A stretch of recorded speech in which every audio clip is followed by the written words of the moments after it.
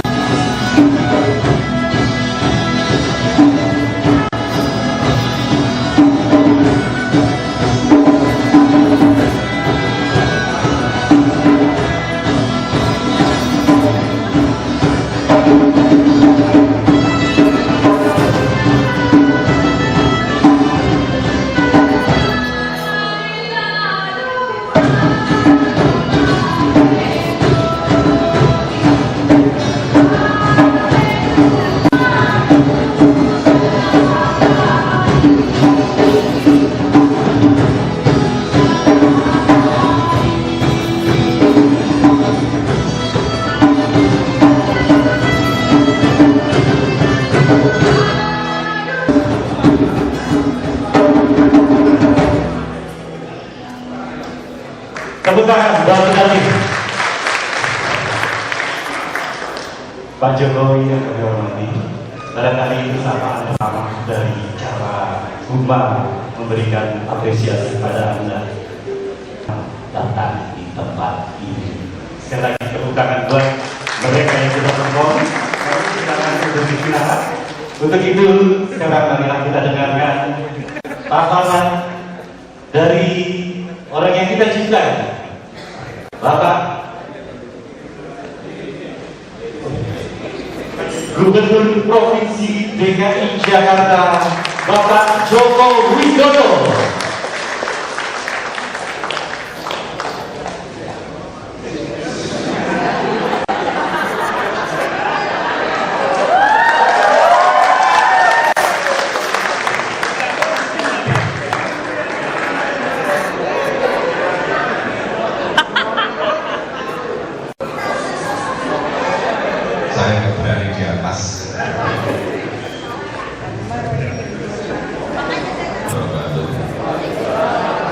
Selamat siang dan salam sejahtera bagi kita semua. Yang saya hormati Pak Jimmy, Pak Jokowi, Pak Anies, dan sekali ini hadir, dan Bapak Ibu sekalian, seluruh peserta.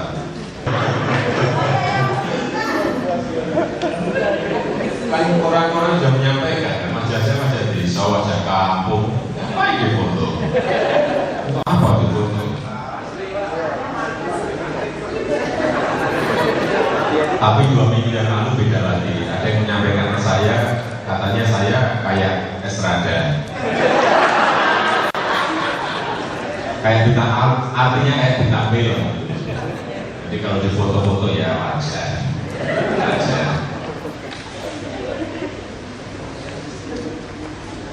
Saya diberi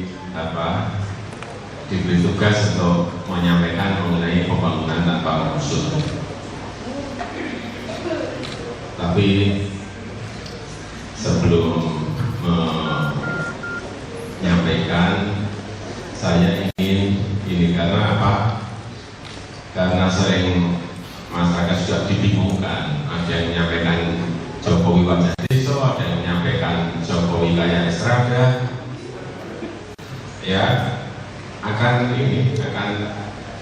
saya bersihkan dulu yang benar yang mana, yang wajah desa atau yang wajah yang mirip Nesrada. Tapi kalau dari pengalaman yang saya alami selama 8 tahun jadi wali kota, waktu awal-awal saya diberi ajudan yang tegap dan ganteng, saat itu saya diberi, dan setiap tamu yang datang ke kantor saya yang disalami ajudan saya, karena dia mengira yang wali kota yang ajudan, berarti yang wajah desa yang betul. Benar, saya ngakuin aja lah wajah desa sudah. Jadi ya selesai, artinya kualifikasi saya selesai. Sehingga saat itu saya dipilihkan ajudan oleh birokrasi. Tapi waktu saya jadi gubernur, saya minta 10 orang dan saya pilih ajudan saya supaya pas dengan keinginan saya. Jangan sampai kepleset lagi saya.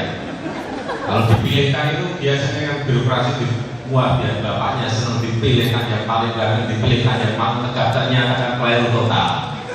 Malah yang misalnya ajudan saya. Jadi sekarang saya ada ajudan saya gubernur. Saya kenalkan biar bapak ibu semuanya ngerti mana yang gubernur, mana yang ajudan. Meskipun saya tahu semuanya. Ini.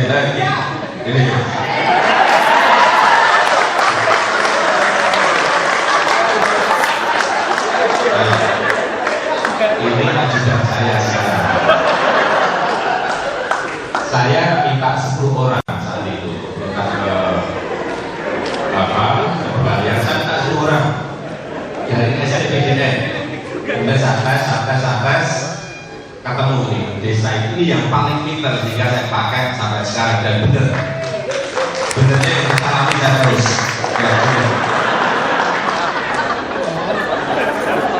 Jadi yang foto dia saya masih foto dia dan lagi nanti sekarang yang serius, nggak nanti kayak standar komedi. Ini saya kira problem-problem Jakarta, macet, banjir, kawasan kumuh, kemudian kualitas hidup yang ada di Jakarta. Terus kenapa saya setiap hari paling saya di kantor hanya 1 jam, maksimal 2 jam. Rapat tuh kan nggak kuat, saya sebelum rapat nggak kuat. Jadi saya ke lapangan terus. Ya seperti itu, kan ke kanan kiri sungai, kanan kiri rel, ke kampung-kampung, ke pasar tradisional untuk mendengar keinginan-keinginan yang ada di akar rumput, untuk tahu problem-problem yang ada di lapangan, untuk tahu masalah-masalah dan persoalan yang ada di lapangan. Itu yang saya kerjakan terus. Dari situ kita mendesain sebuah kebijakan, karena sebetulnya desain makro kota sudah ada, blueprint cetak biru kota sudah ada, transportasi harus diapakan, banjir harus diapakan, semuanya sudah ada semuanya. Hanya biasanya kita ini telah mengeksekusi. Saya berikan contoh di Jakarta ini, MRT itu sudah direncanakan 24 tahun yang lalu, tapi sampai sekarang belum ada. Direncanakan, nggak pernah dieksekusi. Tapi besok pagi sudah mulai. Besok kita akan groundbreaking. Besok pagi langsung masuk ke tanah kira-kira 20 sampai 40 meter, kemudian kita mulai ke pembangunan MRT setelah 24 tahun. Monorail juga sama, 14 tahun direncanakan, tapi belum dilaksanakan, belum dieksekusi. Minggu depan juga sudah mulai ngecor. Minggu depan kebetulan pas bulannya bulan Oktober, di Kuala Lumpur sudah punya 11 tahun yang lalu, Bangkok sudah punya 8 tahun yang lalu, Hanoi kemarin saya tanya ke gubernurnya, saya deg-degan waktu kalau Hanoi sudah punya, sudah kita malu betul. Saya tanya gubernurnya, gimana nanti MRT atau monorail mau sudah punya belum? Kita sudah rencanakan 2 tahun lagi kita akan bangun.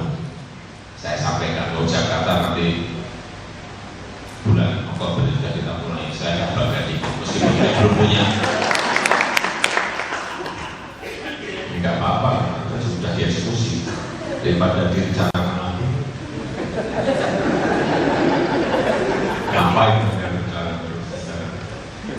saya kira terus proses lapangan itu kan proses untuk mendesain kebijakan dari dari blueprint, dari cetak biru yang sudah ada.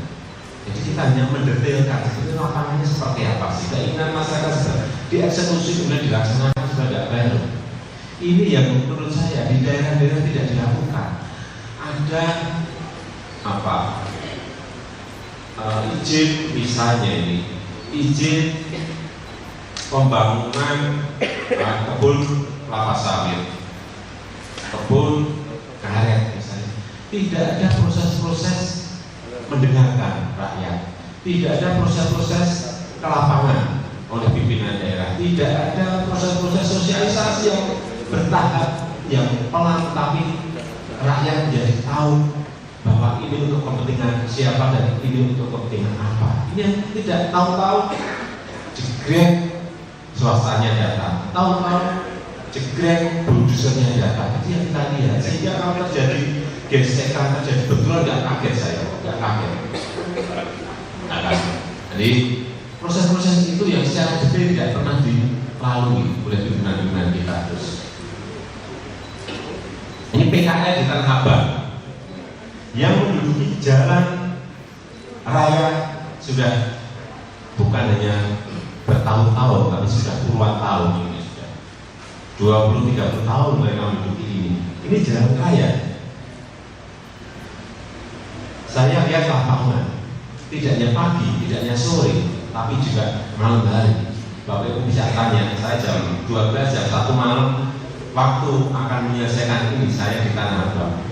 Saya mau mengerti secara detail medannya seperti apa, persoalan media seperti apa, masalah lapangannya seperti apa, primanya siapa, aparatnya siapa yang mau backup, tokohnya yang ada di situ siapa yang ikut nanti mempengaruhi, PKL-nya siapa tokohnya. Betul-betul harus kita lihat seperti detail seperti itu. Kalau tidak akan selesai. Saya sudah membuat plan 6 bulan, 7 bulan ini perkiraan kita selesai. Tapi kemarin alhamdulillah 1,5 bulan rampung karena banyak hal yang di luar perkiraan kita. Dan ini menyangkut perut. Kalau menggusur gampang, kalau saya mau menggusur ini beri waktu saya sehari rampung. Satpol saya 7.000 kurang. Saya minta aparatur bisa ada 30.000 siap di Jakarta, masih kurang. Saya bel lagi dari TNI kira-kira 18.000. Ini hanya 800. Rampung saja. Kalau banyak prosesnya ini membersihkan gampang sekali. Tapi bukan itu. Ini rakyat kita. Ini masyarakat kita. Saya tidak mau istilahnya menggusur, tapi menggeser. Jadi kalau gusur itu diberi solusi, kalau geser itu diberi solusi, bedanya itu. Tapi ya prakteknya sebenarnya hampir mirip-mirip. Tapi ini ada karena baru tidak sama. Waktu rame-rame hari pertama, hari kedua rame-rame. Saya mau turun ke lapangan, saya sudah tahu petanya. Saya mau turun ke lapangan saat itu. Polda, Pak Gub, jangan ke lapangan. Ini situasinya panas sekali. Bapak jangan ke lapangan. Iyalah, oke, saya ikut. Hari kedua, saya mau ke lapangan lagi siang, nggak boleh. Waduh, sini saya nggak nurut kalau yang hari kedua. Saya mau ke lapangan. Urusan keamanan itu urusan apa kepolisian, sudah saya ke lapangan. Begitu saya ke Tanah Abang, PKL-nya nyalamin saya semua. Saya kaget juga, kok nyalamin, mau digusur kok nyalamin, mau digeser kok nyalamin. Yang tato-tato juga nyalamin saya. Loh, ini namanya juga nyalamin saya. Nah, sudah besok langsung geser. Tidak ada apa-apa. 1,5 bulan rampung. Ini sebelumnya, kemudian yang ini setelahnya bersih kayak. Tapi PKL-nya sekarang di mana? Ini harus diberi solusi. Kita beri blok G, ini yang pasar blok G. Ada pasar di situ yang kira-kira sudah 8 tahun nganggur, nggak diapa-apain karena apa? Ya gimana orang mau masuk ke pasar nggak ada tempat parkir, Gimana orang mau masak selokannya aja airnya sampai lober ke pasarnya, ya nggak mungkin. Siapa orang mau datang dan bau kayak gitu? Saya punya waktu sebulan saat itu, siang malam 24 jam kita kerja, kita cek semuanya dan selokan kita sedot semuanya, kemudian kita taman, kita upgrade, kemudian jadi sebuah pasar seperti itu, Blok G seperti itu. Ini bukan menggusur, sekali lagi, ini menggeser, beda. Ini beda. Sehingga pedagang mau kita ajak untuk masuk ke dalam pasar, mau, karena pasarnya juga sudah diperbaiki, dicat, diperbaiki pintunya semuanya. Saya ketemu berapa kali saya ajak makan siang. Saya kalau ada masalah itu pasti yang bermasalah saya ajak makan siang pasti. Dan makannya paling mewah dan paling enak yang Bapak Ibu lihat, pasti saya berikan makan yang paling baik. Saya undang PKL-nya, masih kurang masih Pak, gerbangnya digedein, oke, besarkan 6 meter Pak, karena mereka itu bisnismen, PKL itu bisnismen, mereka ngerti sebetulnya harus bagaimana tahu, Pak, dipromosikan dia, kita promosikan di radio, TV, saya kira tiap hari juga keluar. Pak, masih sepi, datangkan orang ke sana. Setiap wali kota saya urut untuk datang ke Blok G terus, bawa ibu-ibunya ke sana. Ya, ini sebuah proses bisnis. Masih kenal Pak, masih saya tambahin lagi hadiah mobil, coba. Kalau mall hadiah paling kulkas sepeda motor, ini Blok G PKS saya beri hadiah mobil. Kalau belanja di Blok G hadiahnya mobil, kurang apa lagi? Bapak Ibu nanti tidak ke sana, lihat ada mobil yang kita pajang di depan pasar itu mobil hadiah, setiap 6 bulan diundi. Belanja di atas 150.000 diberi kupon, nanti dapat hadiah mobil yang nggak enak. Ini proses, dan itu kerja harus detail seperti itu. Biasanya kita ini, birokrasi kita ini kalau sudah rampung, sebuah proyek rampung sudah tidak. Proyeknya mau jalan mau tidak, urusan proyek saya sudah rampung. Yang banyak seperti itu, pasarnya tidak dikontrol, pasarnya tidak diikuti. Pada yang berat itu justru pasarnya. Kalau buat pasar seperti itu kontraktor, urusan mereka aja bisa, nggak usah. Ini gampang, tapi yang sulit manajemen di dalamnya, pasarnya, promosinya, hadiahnya. Nah, seperti itu yang nggak pernah kita pikir secara detail dalam menyelesaikan masalah-masalah yang ada di lapangan. Jadi seperti tadi, pernah saya lihat sebuah wilayah yang akan dijadikan perkebunan sawit misalnya, penduduknya diajak bicara, masyarakat adatnya diajak bicara untuk ikut berpartisipasi, masyarakat lokalnya diajak berbicara mengenai mencarikan solusi-solusi yang terkena masalah di situ. Tidak, kalau datang masyarakat hanya ini apa, dan isu-isu kejadiannya betulan pasti. Ini yang tidak pernah dikerjakan. Sama juga tambang juga sama, tahu-tahu bahwa bulldozer, bahwa bengku datang ke sebuah lokasi, ya pasti ramai.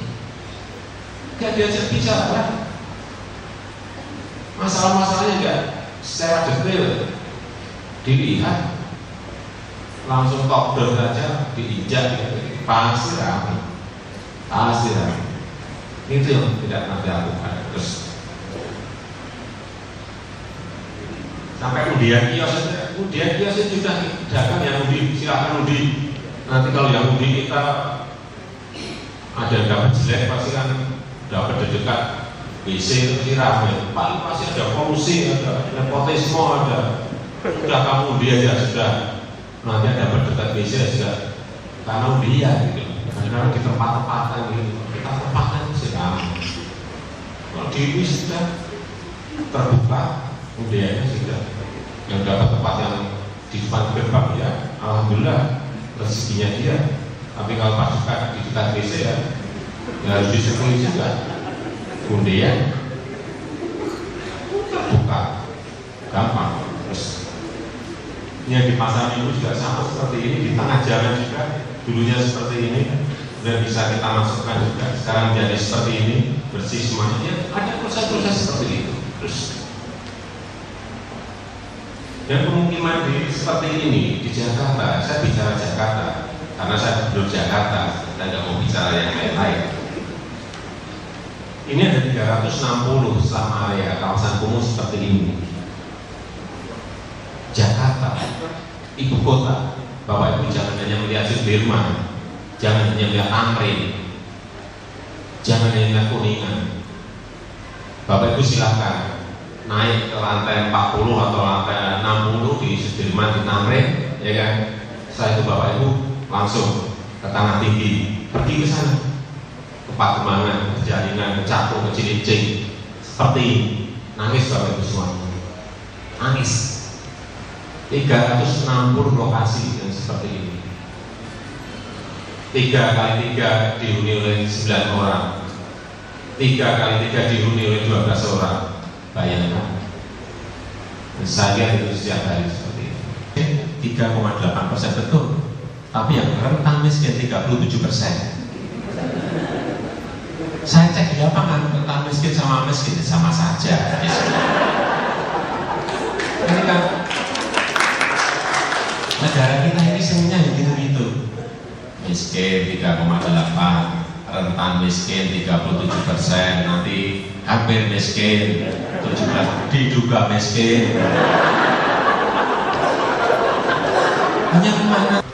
Itu yang sering kita tutupi dengan cara-cara seperti itu.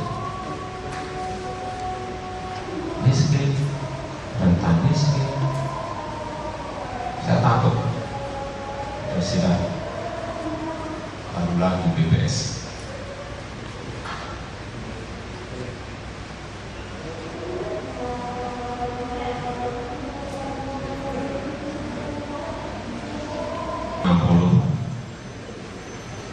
Sama area seperti yang ada di gambar sini. Apa solusinya? Yang miskin tadi kita beri ini, ada kartu zakat asyat. Ini sistem, membangun sistem. Anaknya kita beri kartu Jakarta Pintar seperti ini. Jadi dengan kartu ini bisa ke rumah sakit untuk sampai bukan hanya kesehatan dasar, operasi jantung, cuci darah, semuanya di cover oleh kartu ini. Kita sudah berikan 2,2 juta kartu ini. Target kita 4,7.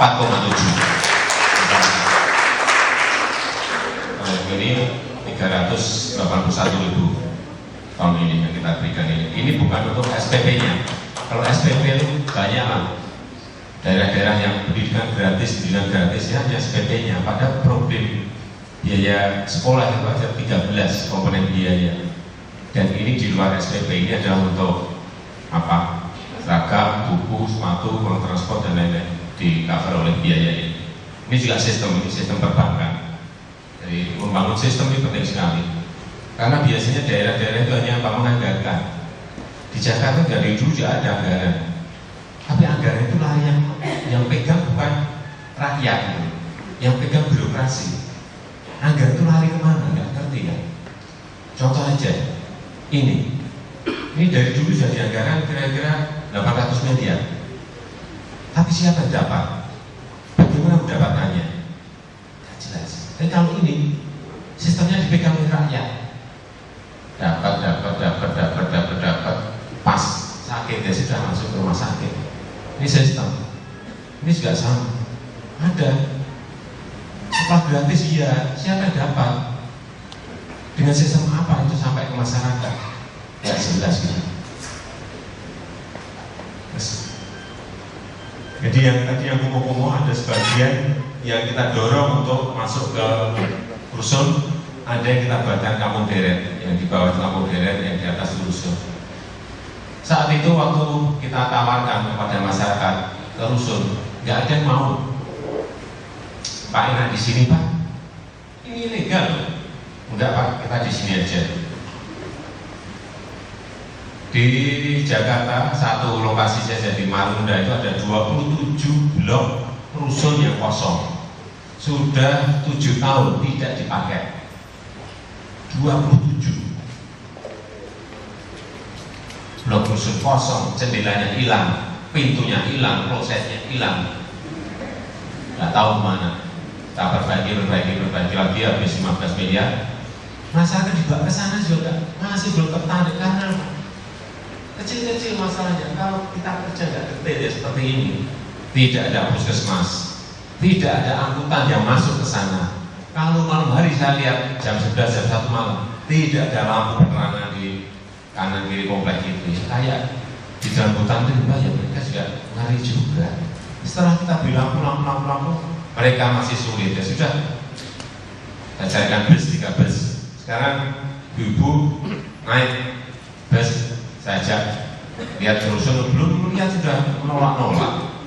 Kita ke sana, saya siapin 2 ruangan, saya isi TV, kulkas, kompor, meja kursi makan, sama tempat tidur, komplit.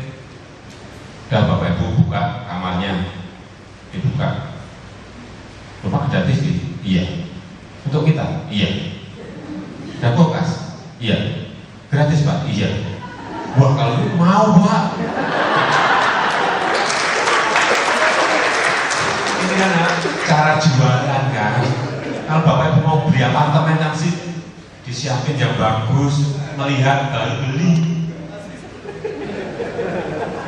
Ini ngacung semua.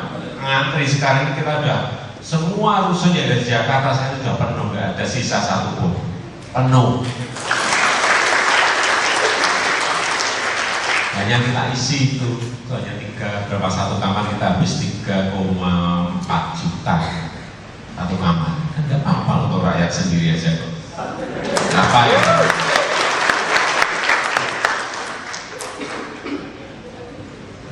Semua ngantri sekarang bingung juga ya. Minta pindah semuanya bingung. Tapi tahun depan insya Allah kita sudah akan kerjakan kira-kira 200 rusun. 200 rusun kira habis 5 triliun, 200 blok rusun. Dan cara memindahkannya kita tidak pindah satu persatu, tidak menyelesaikan masalah. Satu kampung berat, satu RW berat. Ini jadi apa? Embung, jadi apa? Ruang terbuka hijau, jadi public space. Cara-cara kita seperti itu. Ini tidak dengan cara-cara yang ya cara-cara yang lama sudah saya kira memang harus diganti lah. Ada ilmunya kan. Kalau Bapak Ibu tanya ke Fakultas Psikologi ada intervensi sosial. Tahapannya apa tuh ada semuanya. Saya nggak pernah baca bukunya tapi ada ilmunya intervensi sosial. Prof. Sarlito itu pernah menyampaikan ke saya, Mas Jokowi pernah baca buku intervensi sosial ya? Enggak Pak, baru tahu. Kata-kata intervensi sosial juga baru tahu dari Bapak. Kok tahapannya persis 100% sama seperti yang di buku itu? Benar saya nggak pernah baca. Oh ya sudah. Ini yang kampung deret, selain kita pindah ke rusun juga kita buatkan kampung deret. Tahun ini kita buat 28 lokasi. Sebelumnya seperti ini, kemudian yang sekarang seperti ini. Ada hijauan, ada jendela sehat, ada komunal septic tank. Ini septic tanknya satu bersama-sama. Drainase yang dulu nggak ada dibuat drainase, dan lingkungannya menjadi seperti itu. Dari yang tadi sangat kumuh tadi. Itu pun juga belum tentu rakyat mau diginikan. Ada beberapa lokasi yang nggak mau karena penjelasan dari wali kota dan camatnya keliru gitu. Keliru karena jalannya juga hanya sempit, hanya 1 meter, dilebarkan menjadi 2,5 meter kan tanahnya dia kena 1,5 meter, nggak mau. Tapi tidak dijelaskan Bapak itu nanti rumahnya akan ditingkat sehingga meter perseginya itu sama atau malah lebih gede, tapi karena yang menjelaskannya tidak pintar ya, ditolak. Ada 3 lokasi, menolak nggak mau. Ini mau saya datangi pasti mau. Diajak makan dulu. Yang Waduk Pluit itu di Jakarta Barat, Jakarta Utara, sebelah barat. Saya waktu ke sana itu nggak ngerti kalau di situ ada waduk 80 hektar. 80 hektar waduk. 30 tahun nggak pernah diapa-apakan. Keadaannya seperti itu. Dan di ini waduknya melingkar itu ada 7.000 kakak dengan rumah seperti itu. Ini waduk.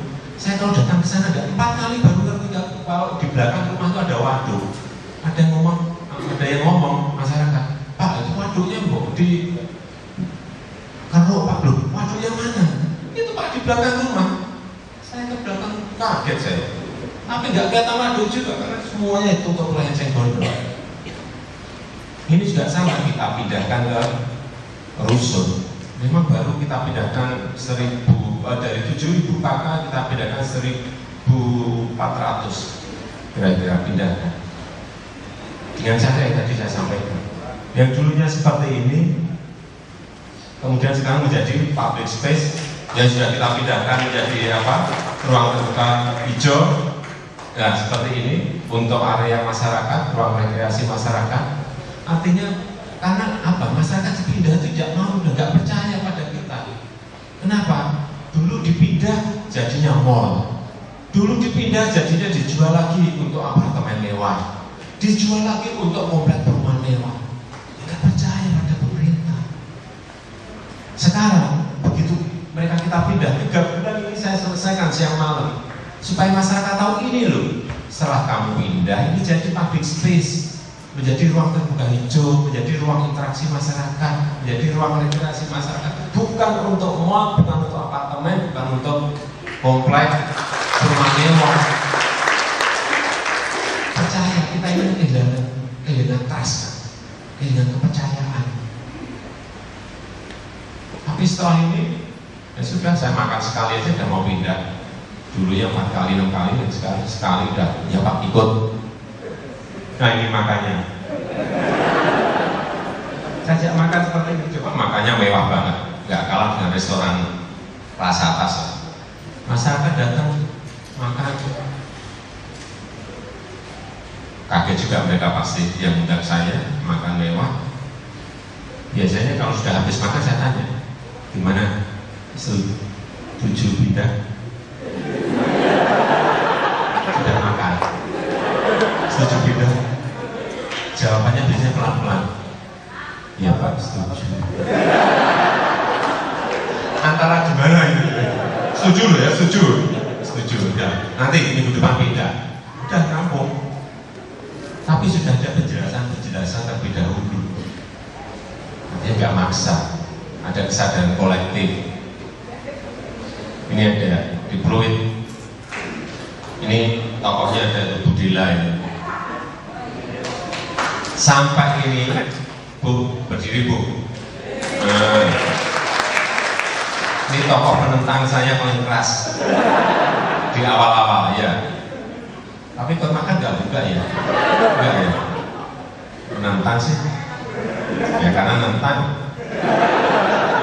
Karena beliau ini saya senang Pak, kami mau pindah Pak. Tapi rusuhnya ini loh yang kami mau. Beliau punya gambar. Ini Pak kita mau, nggak mau itu lantainya tinggi-tinggi, tapi kita mau pakai tangga yang miring. Saya nggak tahu dapat arsitek dari mana. Enggak masalah, artinya apa? Masyarakat kita ini pintar-pintar. Jangan dianggap masyarakat itu bodoh. Ya saya nurut, sebagian tidak semuanya nurut. Dan kita pindah ke di mana? Muara Baru. Sampai urusan desain saja siap bermasalah. Nggak mau Pak, ya desainnya Bapak nggak mau. Kita minta desainnya gini. Sudah berapa kali kita ketemu Bu? 5 kali, belum bisa sambung juga. Tapi nggak apa-apa, 10 kali saya layani. mau saya enggak, misalnya minta 100, enggak mungkin 100 saya beri semuanya. Kita tawar-menawar ada. Jangan ini Bu, jendelanya adabnya sanalah. Enggak mau, ya udah sana, oke mau pintunya. Mesti seperti itu. Mesti seperti itu. Jadi proses-proses seperti itu saya kira kalau dilalui itu akan lebih aman. Coba Pak Simi ingat yang di Priok, kita tuh habis 60 miliar. Yang mati berapa? Yang dibakar mobil berapa? Anggaran habis 60 miliar. Kan menyelesaikan masalah. Sekarang kita datangi 4 kali aja sudah rampung. Karena apa? Kita ini cara lama itu masih banyak kepakai. Padahal udah bukan zamannya lagi. Pakai intervensi sosial. Kalau nggak tahu tanya Prof. Sarlito.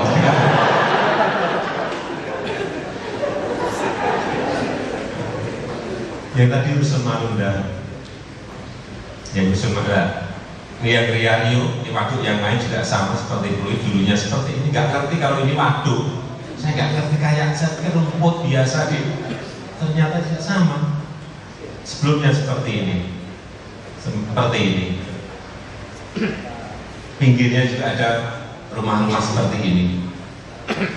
Kemudian jadi public space seperti ini. Di Siang Malam juga. Kita pindahkan ke rusun yang lain di Pinosewa itu juga sama, bertahun-tahun juga nggak dipakai. Kita perbaiki lagi. Jadi ini waktu saya ajak naik bus ke sana, tunjukin itu TV, itu ada kulkas, itu ada almari, ada, akhirnya mau. Masyarakat juga mau. Gampang kalau diberi solusi. Mau kalau diberi jalan keluar, tapi diajak bicara juga. Jangan langsung tahu-tahu. Terus beda Pak, menggeser sama menggusur beda. Ya kalau ini menggusur, ini menggusur. Ini lantai 4, nggak ada izin, memang bukan untuk bangunan. Kalau saya sudah peruntukan, sudah ratusan yang kita runtuhkan seperti ini. Ini 4 lantai. Artinya apa? Kita tuh jangan berpikir karena ada yang bertanya, Pak ini tuh yang kecil-kecil digeserin semuanya. Ini yang gede, ini Pak apa yang tadi? Itu 4 lantai tadi. Yang ini juga showroom juga sama. Ada showroom, kemudian di ini dia masuk parkirnya ada ruang jaganya tidak bukan biasa. Sudah gembur saja, habisin kalau saya. Nggak usah pakai. Kalau ini yang gini-gini nggak usah diajak bicara.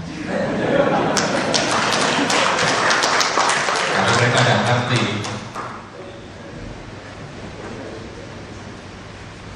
Ya, saya kira itu yang bisa saya sampaikan. Terima kasih. Wassalamualaikum warahmatullahi wabarakatuh.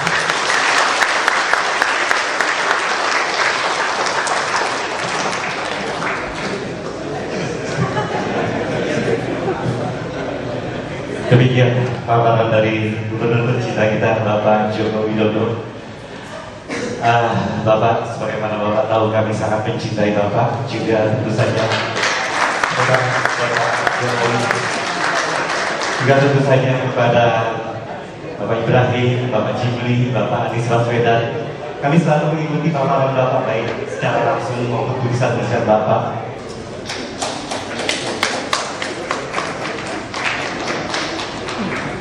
Ya, ini diberikan satu tantangan di mana Bapak Khalid Muhammad selaku Ketua Badan Pengurus memberikan plakat dan kaos konferensi tingkat tinggi hukum rakyat menata masa depan Indonesia. Tepuk tangan buat Bapak Gubernur kita tercinta Andiko. Iya, selaku eksekutif.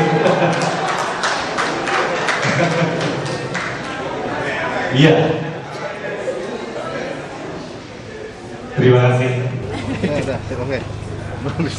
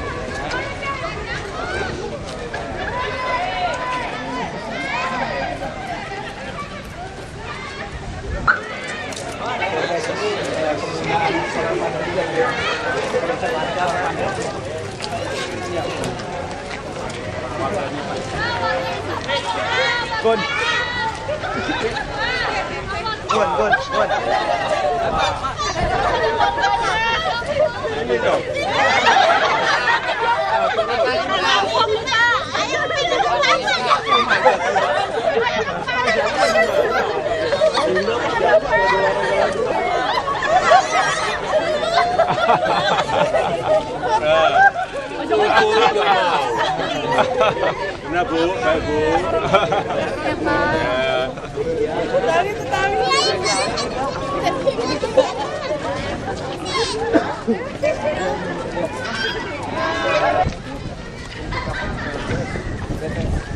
Atas semua Surabaya untuk baterai di dalamnya dan sistemnya didinginkan sama AC kita. Jadi ini bisa kelabotan di kampung.